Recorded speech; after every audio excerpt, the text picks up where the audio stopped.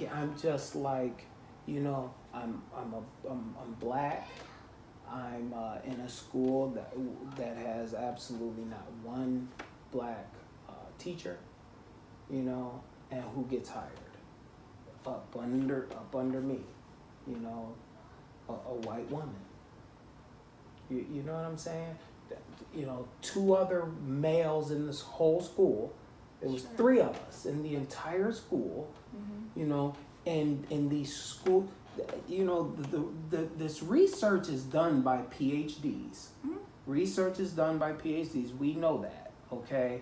So if you are a superintendent, if you are most superintendents have their PhDs, a lot of them do, okay? Principals, masters, PhDs. And if you're in an elementary school, you should know something about what research says in elementary schools, whether it's, whether it's race, whether it's the actual content, whatever. And research and researchers, PhDs, there are countless articles on males needed in these schools. Mm-hmm. And not to mention African Americans. Absolutely. But look what happens.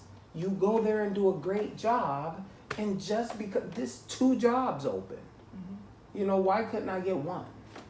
Why couldn't I give your coach's give your coach's wife one job, give that one job, but say, well, I got a person here who is proven that he is personable, he is great with the kids, he is good with staff, he's great as a team member. Let's give him this job. No. But I can't help but to think, is it also because I'm black? It's just a lot. So if it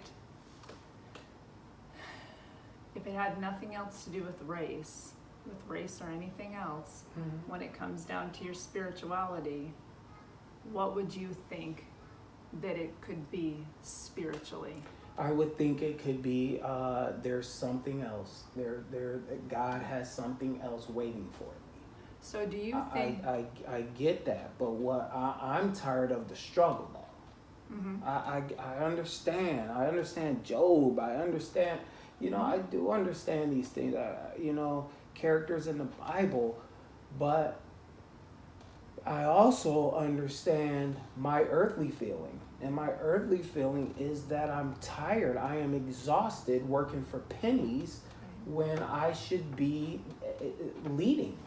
I'm a leader. I'm a leader.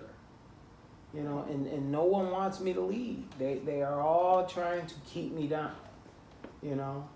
It seems like, and this is the, I'm not saying they are looking at me trying to keep me down. A person is physically trying. I'm saying it's like it's in the air. You know what I mean? I don't want to be the cliche trying to keep a black man down. You know what I mean? But I'm tired. I'm just tired. Do you think that God knows that? Yes. Yeah. He knows everything. Yeah. He knows that you're tired.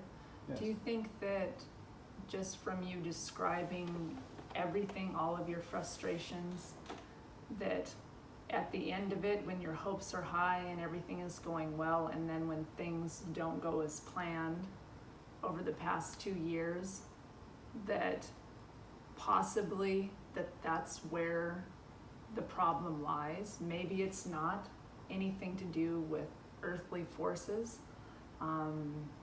possibly? Well, it's not that's not I mean, it's a given if you look at everything, if you look at it really spiritually. I mean, everything that happens, there's a reason.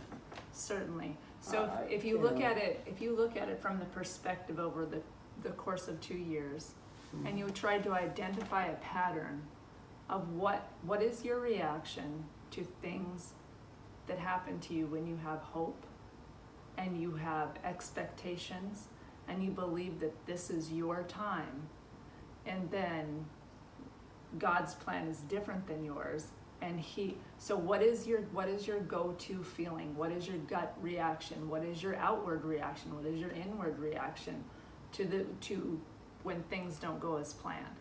If you had to see a pattern over the past 2 years of things not going the way that you intended to, based on who you are in your heart and your mind and paper and what you think of yourself, like what is your reaction to that? What is your pattern? What pattern do you see in yourself that could possibly be keeping you from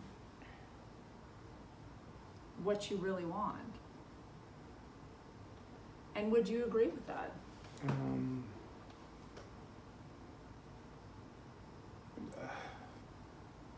If you're looking for feelings, it would be anger. Yeah. Are you angry at God? It would, I am not angry at God. I am not angry at God. I'm not angry at him. I have gotten angry. Okay. I have. And I tell him what is going on. Yeah. But then of course I just come down off of, I come down off of that feeling, and I'm just like, I guess I gotta wait. Is it a sense of hopelessness, or is it a complete, I surrender myself to you and I know you know what's best for me kind of feeling? Yeah, well, it becomes that. It becomes and then I surrender myself, and then something else happens. It seems like something else happens, and then I just get, upset again. And then I'll surrender myself again. And then something else happens and I'll get upset again. And then... Okay, so basically what you're saying to me is that you cycle through the exact same pattern when things do not happen the way that you expect them to happen. Because you do have expectations of, especially as hard as you've worked on the things that you have a heart and a drive for the things that you do. And so you don't understand why God isn't doing the things for you that you expect him to do. Do you think that he has a plan that's bigger than what you could possibly anticipate, and maybe that this is just not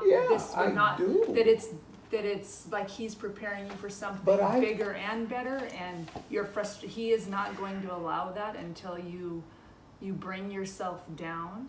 It would be nice, and I have asked God this.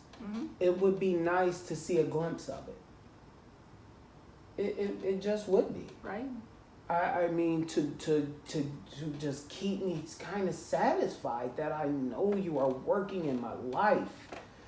So can I get a glimpse of what you have in store for me? Just a tiny, just let the northern star just shine a little brighter, and let me see it, and let me know that you're listening. You know what I mean? And then I can say, okay, that made me feel better. Let me keep plugging along. I just be wanting to give up. I just want to give up because I am tired. Right. And that really is, we're human beings. We get tired. And he knows that. But maybe just possibly that's exactly what he's saying is that faith is something that you have no matter what. It isn't based on anything that makes any sense. Yeah. It's not that glimmer of hope or seeing the light, shine, or, giving you some glimpse into the future of anything. It's faith in knowing that he absolutely made a promise to you in the Bible that he will never forsake you and he will never leave you, and he has a plan for you. Yeah. And so what it sounds like to me is that it really is rooted, the root of it is coming down to the spirituality, It is not being of this world. And I think that even myself, I get caught up in the worldly acts of others, and I forget that He's always working. And so when I bring myself down from that and recognize that He's bringing me through all of these things for a reason, that's when I start to recognize that that's faith. That's what faith really means. Faith is just saying, I don't know, but I trust you. Right. And to me, it sounds like that is the root of your frustration. I can agree with that. I understand. You understand, but it's a very hard thing to practice. Is that? Well, yeah, of course it is. Do you think that it's, what do you think would help you gain more faith and trust in the Lord?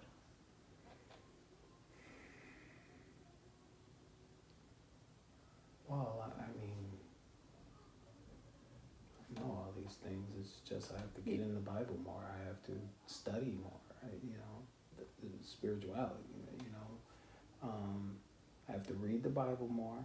I have to pray more. I have to fellowship more. Okay. That's it. It's the only way anybody can, continue a strong faith, have strong faith, So I get it. Okay. Is there anything else that you wanted to talk about? No, we could talk about more. We could talk more next session. Okay. Sounds good.